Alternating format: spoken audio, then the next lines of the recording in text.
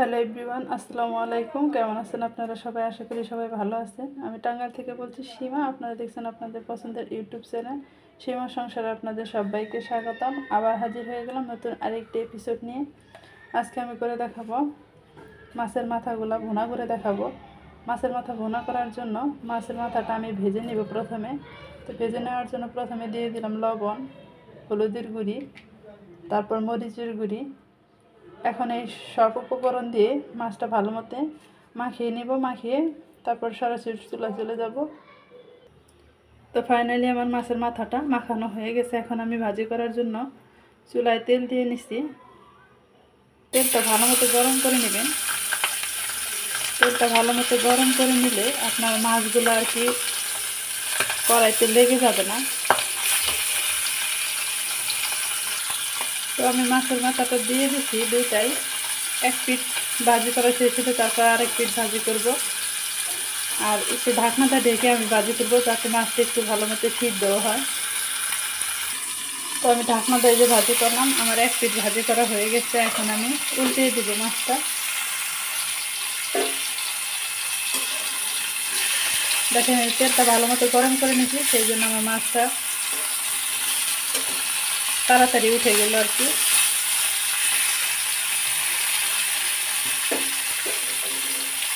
এই পিঠও আমি এরকম করে ভাজি করে নিব। তো আমি দুই পিঠই ভাজি করে নিচ্ছি। এখন আমি চুলা থেকে নামিয়ে নিব মাছটা। চুলা থেকে মাছটা নামিয়ে অন্য আরেকটি কড়াই দিয়ে দিলাম।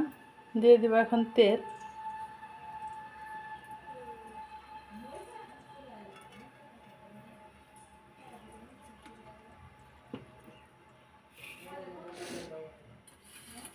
তেলটা দিয়ে দেওয়া হয়ে গেছে। তেলটা একটু গরম হয়ে আসলেই আমি পেঁয়াজ কুচি দিয়ে দিব।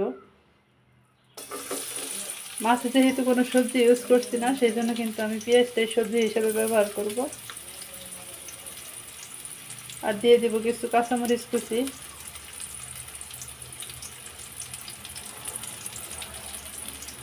দিয়ে একটু নেড়ে চেড়ে নেব। পেঁয়াজটা একটু ভাজি ভাজি করে নিতে হবে। তো এখন আমার পেঁয়াজগুলো ভাজি করা হয়ে গেছে। পেঁয়াজ কিন্তু একদম পুড়িয়ে ফেলা যাবে না, এরকম করেই ভাজি করে নিতে হবে। যেহেতু কোনো সবজি ইউজ করছি না, সেই জন্য আমি এখানে পানি অ্যাড করলাম। পানিটা দিয়ে মশলাটা আমি একটু ভালো মতো কষিয়ে নেব, সেই জন্য পানি দিয়ে দিচ্ছি। আর দিয়ে দিতেছি এখানে লবণ, সজের গুঁড়ি, মরিচের গুঁড়ি, হলুদের গুঁড়ি। আর তারপর এখানে রসুন আর পেঁয়াজ একসাথে বেটে নিচ্ছি, কাঁচামরিচ আর জিরা বেটে নিচ্ছি। এখন সবগুলো মশলা ভালো মতো কষিয়ে নিতে হবে। যেহেতু আমি মাছটা ভেজে রান্না করতেছি, আমার মাছটা কিন্তু রান্না করতে বেশি সময় লাগবে না। জাস্ট মশলাটা ভালো মতো কষিয়ে নিতে হবে। মশলা যেন কাঁচা ফ্লেভার না থাকে, সেই জন্য ভালো মতো কষিয়ে নিতে হবে। তো এখন আমি ঢাকনাটা ঢেকে মশলাটা ভালো মতো কষিয়ে নিব। এদিকে আমার মশলাটা কষানো হয়ে গেছে দেখেন। এখন আমি এখানে আবার পানি অ্যাড করে দিব।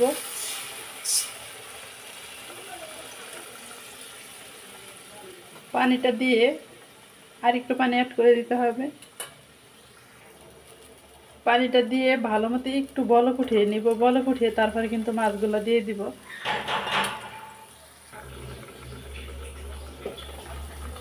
এই তো দেখেন বলক উঠে গেছে। এখন আমি ভেজে রাখা সেই মাছগুলো দিয়ে দিব।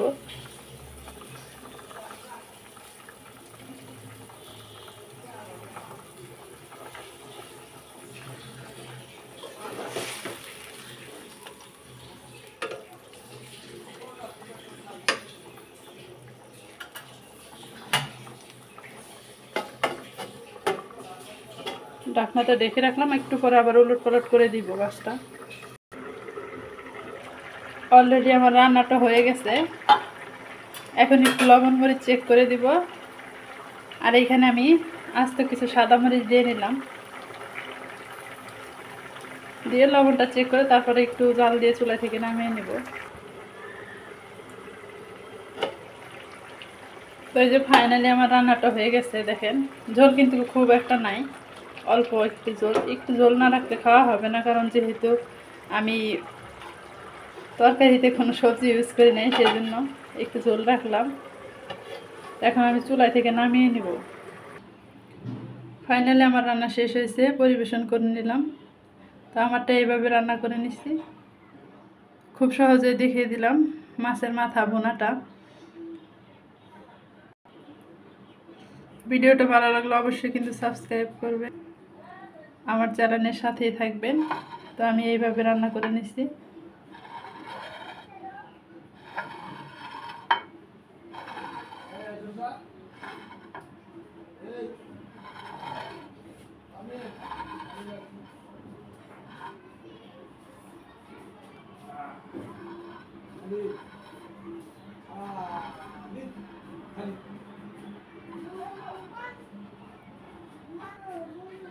তো আজকের মতো এই পর্যন্তই। আসসালামু আলাইকুম, আল্লাহ হাফেজ।